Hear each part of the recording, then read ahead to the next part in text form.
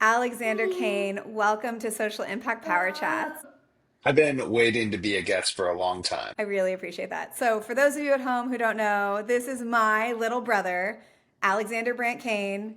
He is not only an amazing brother, but an incredible professional. He's somebody who I admire tremendously. He's at the top of his field as a salesperson and has been in the tech space for over a decade and has seen so many trends. So, he is not a social impact professional per se, but he knows more about AI and cutting edge technology than anybody I know. And we are going to have him on here for a power chat to discuss how we can take the principles that are winning at business to the social impact sector. So thank you for being here, Alex. Fantastic. I am excited to talk about technology, especially AI. I think it's just the most groundbreaking thing to happen in a long time, and everyone can benefit from it. So first, maybe just give us your coordinates. Like, what do you do and how is AI part of your world and your thinking right now?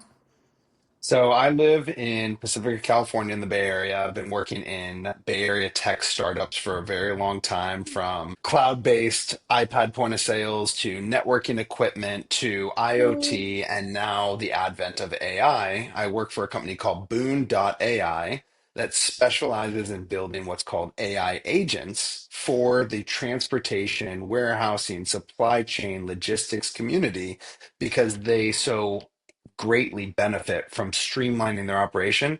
And the cool thing about this is that by helping them, it really does have a downstream effect that touches almost everyone and everything in our lives. Amazing. You've got the credentials. You have seen how AI has totally transformed your industry. I mean, literally, since you started, it's almost unrecognizable.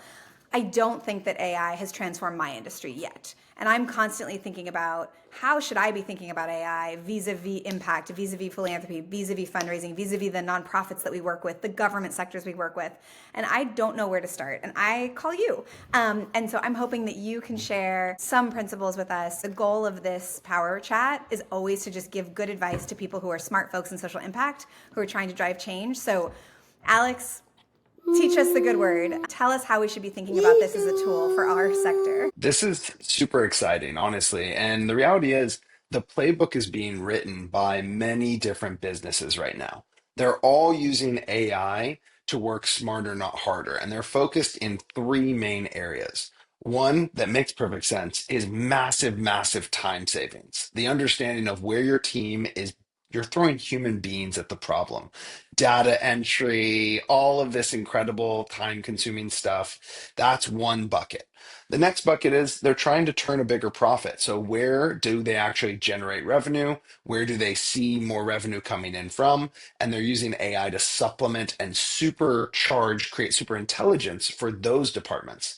And then lastly is the cutting costs wherever they can, because running a smart business is how you survive for a long time. So, these are the three pillars where AI is being applied the fastest, the most impactfully. And there's no reason that shouldn't be the same mindset taken into all of the industries that do social impact. We need them to grasp AI in the same ways to become the best version of themselves too. One of the things that I think happens a lot, especially because like you work for companies that have engineers that are thinking about this every day, the nonprofit sector, schools, governments, et cetera, like don't today. So how do you get started? Like, let's just take this idea of time savings. Like, just plant some seeds that an executive director or a head of a social impact team could bring back to say, like, here's some ideas. Where would you start sharing advice for people that don't have full time resources to throw at this?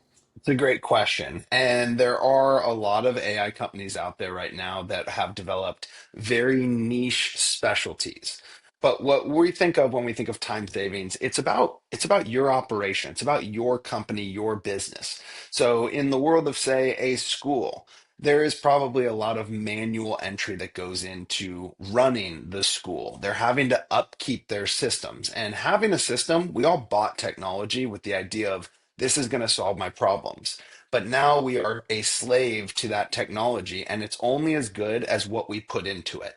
So now we have people who are spending all day long entering things into systems, and if they miss something or misenter it, it causes a lot of downstream impacts. So think of the spots where you know people are sitting in front of a computer doing a robotic job. That is the job that we need to think about using a robot for first and foremost. So repetitive tasks and robotic things that people don't need to be doing, We want to use AI to free them up so that they can go back to being the people and the humans that we need them to be, which is really what got them into this job to begin with, not the data entry, not the systems. So talk a little bit about that because I think sometimes people are freaking out about like my job's going to change, I'm going to become obsolete. Like how have you seen businesses tackle that and really flip this into like, hey, like you get your joy back. Like you all got into this work because you care about schools, art, healthcare, etc. How do you help people understand that this is a benefit and not something that could potentially be harmful to them? So, twofold. There's a really powerful saying that says AI is not going to replace us, but people with AI will replace people without. It makes you think differently about the topic. And that's the idea of super intelligence. AI is this super intelligent layer that, when harnessed by us, gives us a huge advantage. And the people and companies and organizations that grasp that first will be able to do more with less than ever before. And that is a very tough thing to come to terms with if you're still trying to compete with them in the old school way. But then also, part two, every company, every person that we talk to, they all say the same thing. We're so spread thin. We're working harder than ever before. We have no time to do any of these things. So, a quick question that I always ask them is, if you were to magically have all the time in the world to do whatever it is that you imagine wanting to do with your time, what would you want to do? And they come up with something like, oh, we would call more people and try and, find new donors. We would help more communities. They have all these great things they would do. And we say, awesome. You could use AI to help you go and do those things. But the problem that you've just created is that now all your humans are in cubicles doing robotic work while you built robots to do the fun part. And that is not what we actually want. So we have to flip that paradigm and help people realize that the tasks that AI is taking off their plate is what frees them up to do the part of the job that is the real fun, good piece of it. And so AI is replacing the parts that are eating up all your time and all your resources so that you can go be the best version of yourself. Amazing. So, practical step, make a punch list of everything you do in your week, highlight the stuff you love doing in pink, highlight the stuff you hate doing in yellow, and then start ticking through that list and saying like, what could AI take off my plate that's the yellow stuff so I could do more of the pink stuff? Is it that easy? Like is that what people should do?